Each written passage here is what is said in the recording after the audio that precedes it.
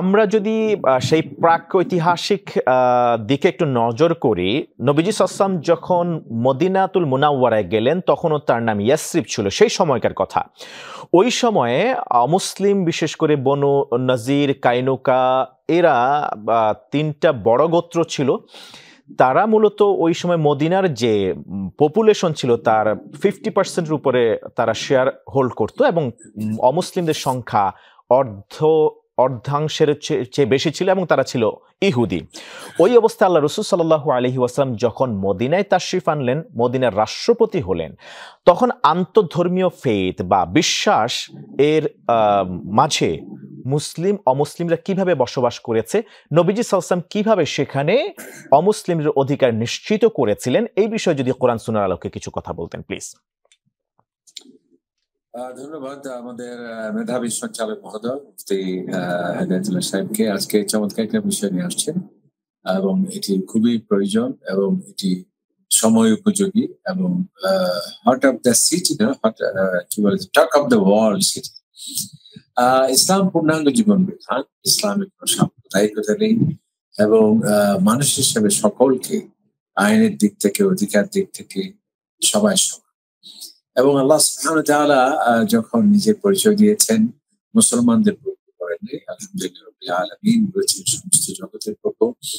এমনকি নবীকে ইসলামে যখন পরিচয় দিয়েছেন মুসলমানদের নবী, বিশেষ সম্প্রদায় সেভাবে বলা হয়নি, ওয়া মা আরসালনাকা ইল্লা রাহমাতাল লিল আলামিন, সমগ্র জগতের রহমত। এমনকি যে ইসলামের প্রধান উৎস কোরআন সুন্নাহ, সেই কোরআনের পরিচয় দিতে গিয়ে আল্লাহ তাআলা এটি মুসলমানদেরকে সমগ্র জগতে এসে। সুতরাং বিশেষ সম্প্রদায়, বিশেষ নৃতাত্ত্বিক গোষ্ঠী কিংবা বিশেষ ধর্মাবলম্বীদের বিশেষ মর্যাদা এবং সম্মান বাকিদের কোনো অধিকার থাকবে না, সেই ধর্ম ইসলাম নয়। অথচ আজকে আমরা আধুনিক যুগেও ধর্মীয় বিষ বাষ্প ছড়িয়ে মানুষকে একটি চতুষ্পদ জন্তুর চেয়ে হত্যাযজ্ঞের শিকার হচ্ছে এবং তারা অধিকার বঞ্চিত হচ্ছে, এমনকি তাদের মানুষ হিসেবে স্বীকৃতি দেওয়া হচ্ছে। অথচ আজ থেকে ১,০০০ বছর আগে আপনি বললেন মদিনা মুনাওয়ারা যখন ইসলামী সেখানে একটি রাষ্ট্রের যখন সেখানে প্রতিষ্ঠিত হলো এবং সারা পৃথিবীতে সর্বপ্রথম সংবিধান, যেটাকে সর্বপ্রথম লিখিত শাসনতন্ত্র বলা হয়, এবং রাষ্ট্রবিজ্ঞানীরা ওইটাকে স্বীকৃতি দিয়েছে, সেটা হলো মদিনা সনদ, নবীকে ইসলাম যে মদিনা সনদ বা মদিনার সেই কনস্টিটিউশন। এবং সেখানে আজকে যে সুন্দর সুন্দর স্লোগান দেওয়া হয়, সাম্প্রদায়িক সম্প্রীতির কথা বলা হয়, আন্তঃধর্মীয় সংলাপ বা ইন্টারফেইথের কথা বলে, এগুলো সব কিন্তু নতুন কোনো কনসেপ্ট নয়, সবকিছু ইসলাম থেকে। জাস্ট শুধু সোর্সটা উল্লেখ করা হয় না, যে সূত্র উল্লেখ করা হয় না, এক্স্যাক্টলি অনুবাদ করলে কোরআন অথবা হাদিস সেটা হয়ে যায়। নবীকে ইসলাম সেখানে এই যে আজকে যে বলা হয় না যে রাষ্ট্র সবার ধর্ম যার যার, এটা তো ইসলামেরই কথা। বা তারা বলছেন যে কোন ধর্মীয় বিশ্বাস জোর করে কারোর উপর চাপিয়ে দেওয়া যাবে না, লা ইকরাহা ফিদ্দীন, যেটা আপনি সূচনা বলেছেন, যে ফোর্স করে বল প্রয়োগের মাধ্যমে কোন ধর্মীয় বিশ্বাস কোন মানুষের উপর চাপিয়ে দেওয়া যাবে। এমনকি আল্লাহ তাআলা বলছেন যেন ভাবার্থ হলো তোমরা কে চাপিয়ে দেয়া, আমি আল্লাহ সুবহানাহু ওয়া তাআলা ইচ্ছে করলে সকলকে একই ধর্ম বিশ্বাসে আমি করতে পারতাম। বলেও সে আল্লাহু লাহাদাকুম আজমাইন, আমি ইচ্ছে করলে সবাইকে চন্দ্র সূর্য গ্রহণ করতে, সমস্ত সৃষ্টি যেমন আমার বিধিবিধান ইচ্ছে অনিচ্ছে হোক মানতে তারা বাধ্য, ঠিক তেমনি মানুষকে আমি চাপিয়ে দিতে পারতাম। সেটা কিন্তু আমি করিনি। কারণ কি, মানুষ হচ্ছে সৃষ্টির সেরা, তাকে আমি বিবেক দিয়েছি, তাকে ফ্রিডম অফ চয়েস দিয়েছি, ফ্রিডম অফ স্পিচ দিয়েছি।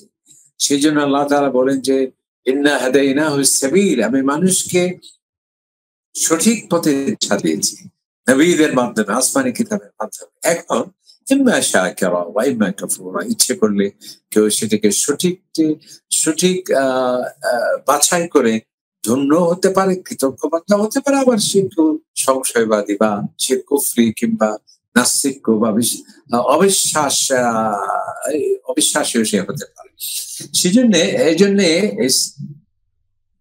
নবী করিম সাল্লাল্লাহু আলাইহি সাল্লাম মদিনা সনদে আপনি যেটা বললেন, সেখানে অগ্নি উপাসকরা ছিল, বিশাল সংখ্যক ইহুদিরা ছিল, এমনকি খ্রিস্টানরা ছিল।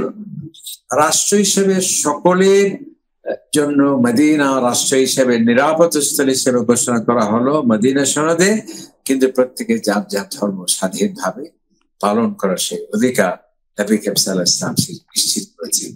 এমনকি আমরা এই যে শরিয়ার মূল উদ্দেশ্যটা কি? শরিয়ার মূল উদ্দেশ্য হচ্ছে যে মাকাসিদে শরিয়া বলা হয়, সেটা হচ্ছে মানুষের জানের নিরাপত্তা। এখানে কিন্তু মুসলমানদের নিরাপত্তা কেবল বলা হয়েছে। আল্লাহ তাআলা পাশে বলছেন মান কাতালা নাফসান বিগাইরি নাফসিন, কেউ যদি কোনো একটা মানব হত্যা করলো, মানুষ হত্যা করলো, এখানে মানুষ হিসেবে সকলের জানের নিরাপত্তা নিশ্চয়তা দেওয়া হয়েছে।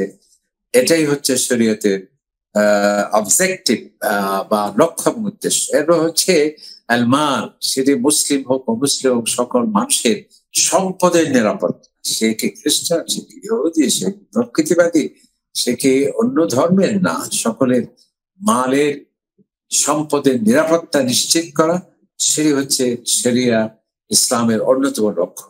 এরপর হলো হেফজুল নেসল এবং হেফজুল আরদ, মানুষের বংশ পরম্পরা সেটিকে সুরক্ষিত রাখা এবং মানুষের ইজ্জত সম্ভ্রম, অর্থাৎ তার যে সম্মান আছে, মর্যাদা আছে, এটি যাতে লঙ্ঘন না হয়, কেউ যাতে লাঞ্ছিত না হয়, অপমানিত না হয়, কোনো ধরনের সেটি যাতে সুযোগ না থাকে, এগুলোকে বন্ধ করে দিয়ে মানুষের মর্যাদা সুনিশ্চিত রাখা, সেটা হচ্ছে ইসলামের মূল লক্ষ্য।